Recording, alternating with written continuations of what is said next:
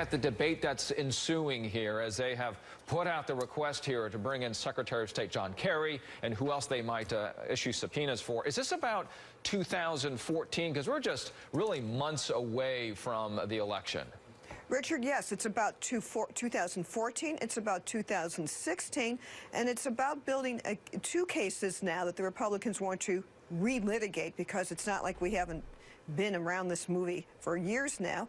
They not only want to talk about what's in this newly revealed email, they also want to, you hear terms like they're obstructing, they're not releasing, they don't, the White House doesn't want you to know. So there are those two channels. So certainly the White House had said they wish they had released this email earlier, because they say it doesn't say anything they hadn't been saying publicly.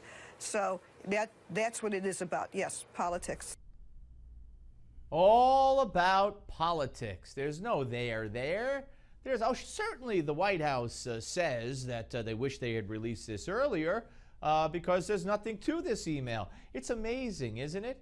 It's amazing that the overwhelming majority of important, high-profile White House correspondents have been pressing Jay Carney on this and have been talking about it. You know, even John King on CNN and others, Ron Fournier and others, have said, hey, let the chips fall where they may. There's something things that have to be explained here. Why wasn't this email released, et cetera, et cetera, et cetera?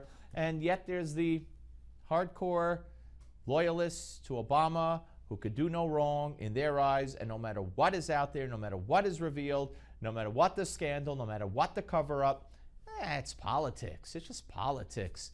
And it's sad. It's very sad to see when we're involved with four dead Americans, including a U.S. ambassador, and apparent lies about what the cause of that was, misleading the public, misleading the parents of the soldiers whose coffins were laying there as they came home to Andrews Air Force Base draped in American flags, that the Secretary of State Hillary Clinton would look the parents. One parent said he didn't look him in the eye at all, but would say to the parents directly, "We're going to get the guy who made the video. We're going to get that guy who made the video." Nothing there though. Absolutely nothing there. And then I don't want anybody to forget the video that was made by Obama and Clinton, that was shown in Pakistan, apologizing for United States freedom of speech. Freedom of speech, as we discussed in the previous segment in the last hour, if you were with us and heard the interview that we did with Noah and others. I mean, you don't do that. You really don't. All right, joining us now, I want to play a soundbite before we go, to Tom and Tom Fitton, the president of Judicial Watch. Let's watch this one. And by the way, it's a year now, or a year and a half or so before, if she were to run, she'll get into it. It's kind of early, perhaps, to be bringing her in front of Congress, would you say? Yeah, and in fact, maybe she thinks, what, if they really want me to come and do this, let's do it and get it out of the way. Get it done, huh? So that I can just go run for president. All right, that's not the soundbite I wanted, but I wanted Chris Matthews, who was lambasting this as just a witch hunt against Hillary Clinton. But joining us is Tom Fitton. Hello, Tom. How are you, sir? Smalls, we're good to be with you. Thank you. Oh, please. Steve. All right. So, first of all, congratulations. We had your chief of investigations on the day that the email was released through your court efforts and your FOIA requests. And your organization has just stirred the whole Benghazi pot again, and has shown a smoking gun, certainly. But you say that the White House, you have evidence that they're still covering up. Oh, yeah, there's a whole bunch of documents they haven't released to us. In this particular lawsuit, we have many lawsuits about Benghazi, but this particular lawsuit's about the talking points. And just last week, we received a list from the administration of reasons why they were not going to turn over certain documents or information in those documents, because they've given us documents where they've blacked out or blanked out entire portions of it. And including in that list of documents is an email traffic about a Fox report showing that they knew about that it was a terrorist attack within 24 hours.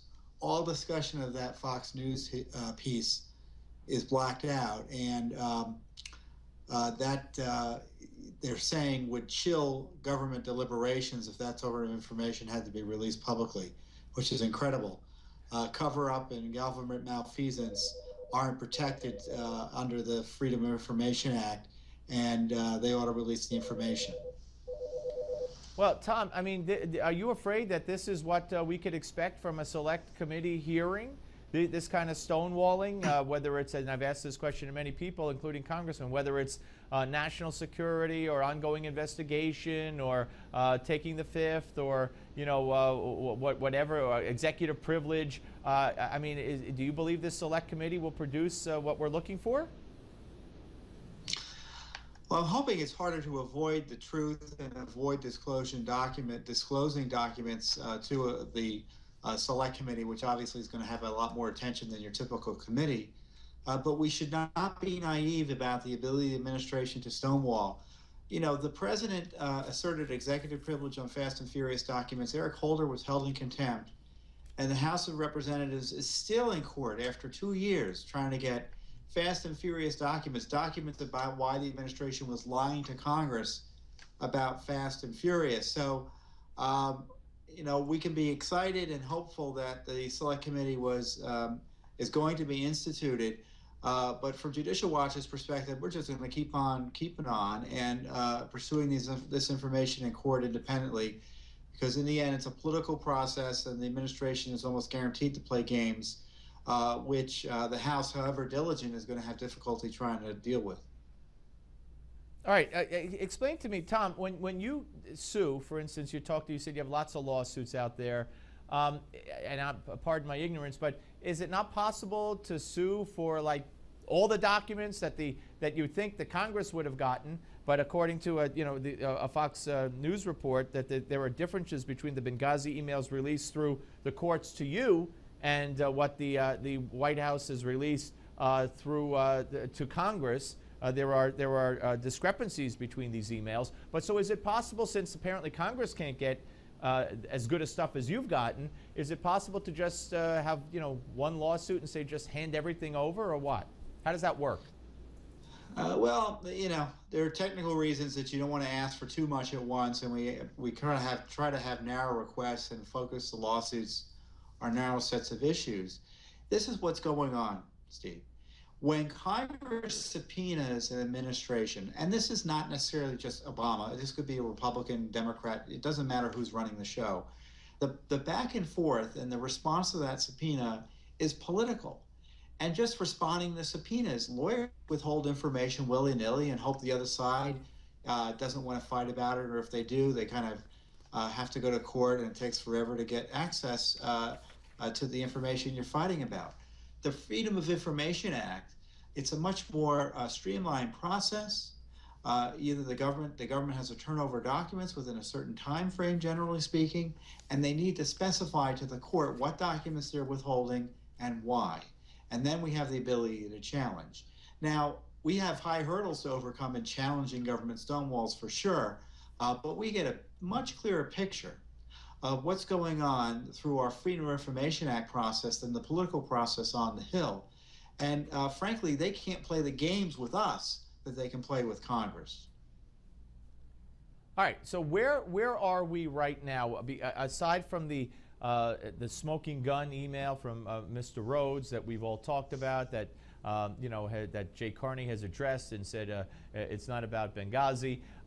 What else is there that you have found out recently in documents obtained, maybe with that document or since that document or in proximity to that document, that maybe we haven't talked about as much but you believe is important?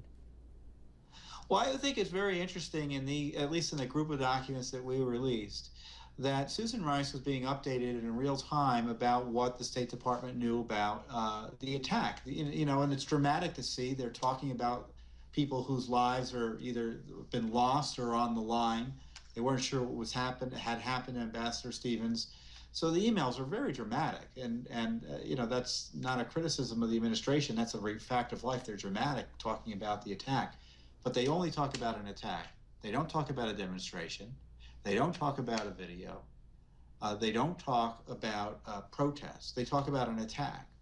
And also, the reporting at the time, internal to the State Department, was there was a concern that Ambassador Stevens was the subject of a kidnap attempt. And there was also a report that someone using Stevens' phone called Post, P-O-S-T, which I took to mean the Tripoli embassy, and said that he was alive and well.